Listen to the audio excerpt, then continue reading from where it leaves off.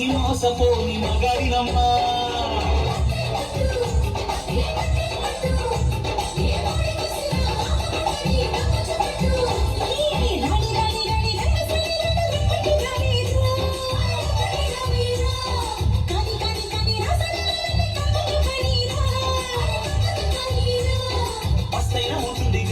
గడ్డి మేయదు ఏ సింహము